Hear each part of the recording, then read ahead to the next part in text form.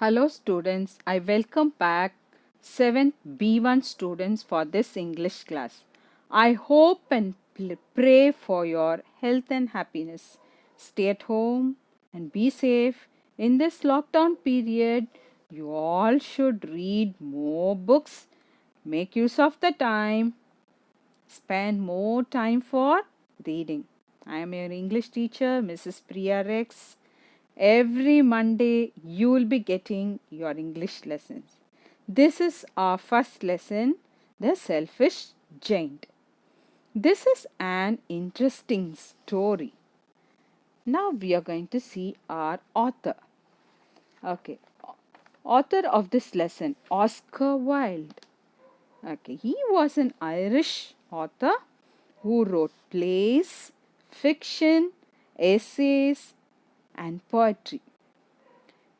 He graduated from Oxford University and was one of the most popular playwrights of his time. Next, we are going to listen to this story. I am going to narrate this story to you. Every afternoon, as they were coming from school, the children used to go and play in the giant's garden. It was a large, lovely garden, as you see in the slide, with soft green grass here and there. Over the grasses stood beautiful flowers like stars.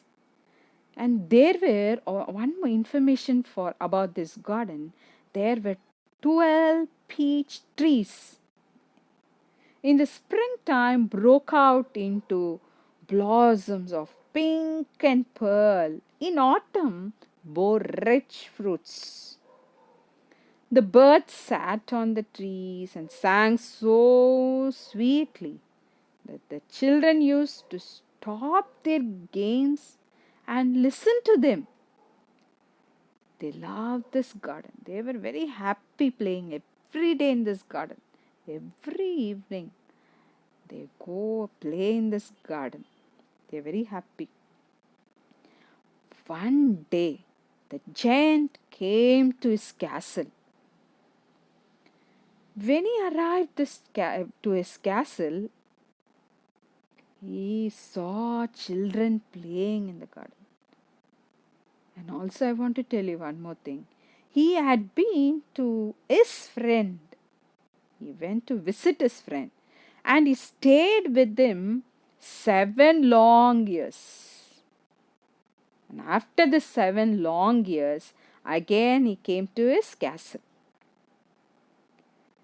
When he entered into his garden, he saw children were playing happily in the garden.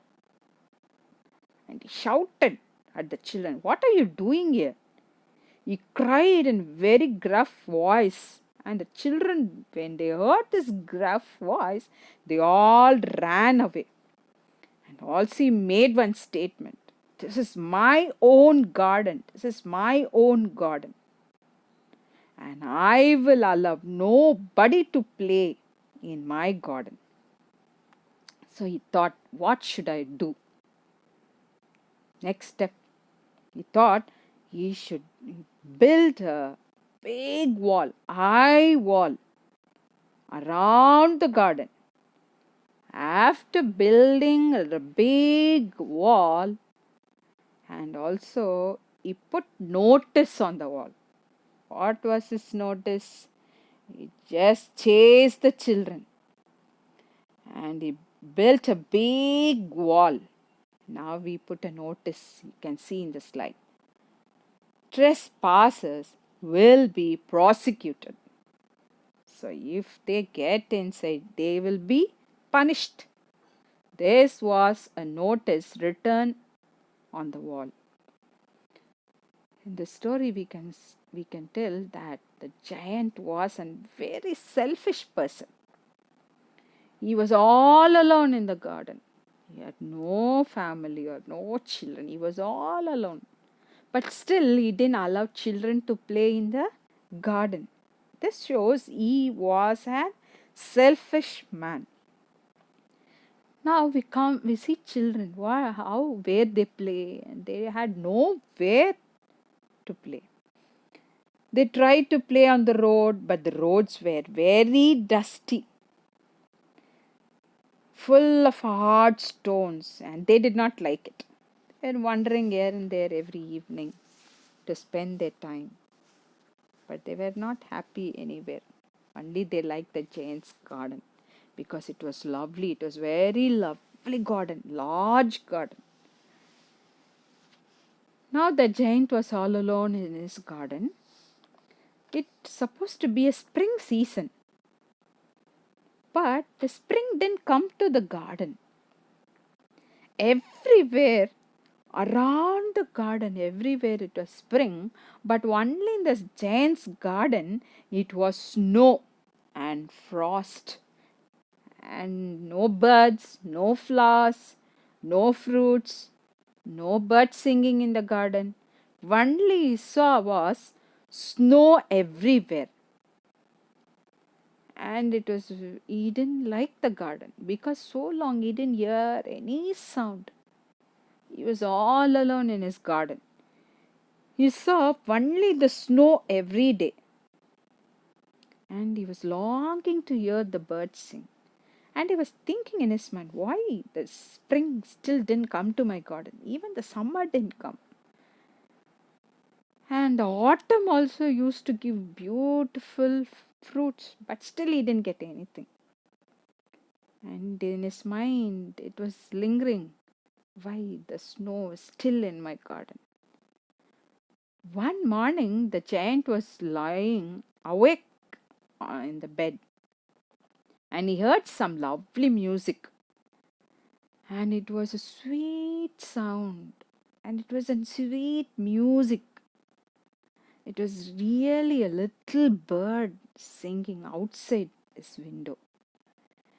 And but it was so long since he had heard a bird singing in his garden that it seemed to him be the most beautiful music in the world, because he was a lonely person. Now he realized, and he jumped out of his bed and looked out. Can you guess what he saw? He saw a most beautiful sight. Through a little hole in the wall the children had crept in, and they were sitting in the branches of the trees. In every tree that he could see there was little children, and the trees were so glad to have children back again that they had covered themselves with blossoms, and they were waving their arms gently above the children's head. The birds were flying about and twittering with delight, and the flowers were looking up through the green grass and laughing. It was a lovely scene. Only in one corner it was still winter. You all know winter means it's a cold, snow, frost. In the furthest corner of the garden, and it was he saw a little boy standing, and he was so small he could not even climb on the tree. And the tree was telling the little boy, climb up, little boy, said the tree. And it bent down its branches down as low as it could. But the boy was so tiny as it could, but the boy was so tiny and he could not climb on the tree. And the giant's heart melted when he looked out, and he realized how selfish I have been. Now I know why the spring has not come to this garden. So he said, I will go talk to this little boy. I will help him to put him on the tree. So he crept downstairs and opened the door, and he softly went out into the garden. But when the children saw him, they were so frightened that they all ran away, and the garden became winter again. Only the little boy did not run for he did not see the giant coming near to him. Now, when he saw the giant, his eyes were full of tears because he was so scared of this giant. But the giant did not react to this boy, and he climbed. He and the giant took him gently in his hand and put him into the tree. And the tree, as soon as the boy was put on the tree broke at once. When the giant put the little boy on the tree broke out with blossoms. The birds came again and sang on it, and the little boy stretched out his two arms and flung them around the giant's neck, and he kissed him. And the other children, when they realized the giant was not a wicked any longer, they came running back to the garden. Now the giant said, first you remember the giant said, "It is my garden." But now he said, "It is your garden, children, little children." The giant said, "It is your garden." And he took a great axe and knocked down the wall. When the people were going to market at 12 o'clock, they found giant playing with the children in the beautiful garden. They had never seen this. Now giant used to play with this children every day. Now this garden again he knocked down and he started playing with the children every day. Now children were happy with the giant and giant also very happy. This story says that children are the blossoms and all children are the fruits. Children are beautiful birds in the garden. When children were in the family, it is happy family. Children are the fruits. Children are the flowers, and children are the happiness of the family. So children brings everything into a family. This shows you are very important in our family. I hope you all enjoyed this story. Thank you for listening. Now I have given you new words, just 3 new words. I hope you all will read this and write and see. I also given you 2 question and answers. Why did spring not come to the giant's garden? Simple answer, spring did not come to the giant's garden because he was selfish. The second question, what made the spring finally visit the garden? The spring finally visited the garden when it saw the children playing his garden again. The spring finally visited the garden when it saw the children playing in his garden again. Now we are going to the second part, grammar. Today we are going to learn about clauses. First, what is clauses? The first point, what is clauses? Group of words. Clauses, group of words. Second point, subject verb combination. Clauses are subject verb combination. The third point, it as a complete sentence by itself. Again I repeat this. What is clauses? Group of words.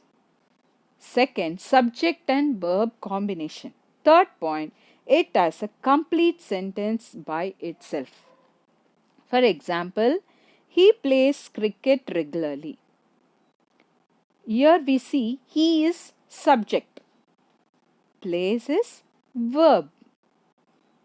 We can do more examples like this at home. Now we are going to see clauses two types. What clause? We have two kinds. Independent clause and dependent clause. What is independent clause? It contains a complete thought and can stand alone as a sentence. I'll repeat this again. Independent clause, it contains a complete thought and can stand alone as a sentence. Independent clause, it has no complete meaning unless it combined with an independent clause. Dependent clause has no complete meaning. Dependent clause has no complete meaning, but it has subject and verb. No complete thought. Depend on independent clause. Depend on independent clause. We have seen little about clauses. Next class we are going to see this in detail. Thank you. Watch this video, make use of the time, read more books. Welcome back again to the next class.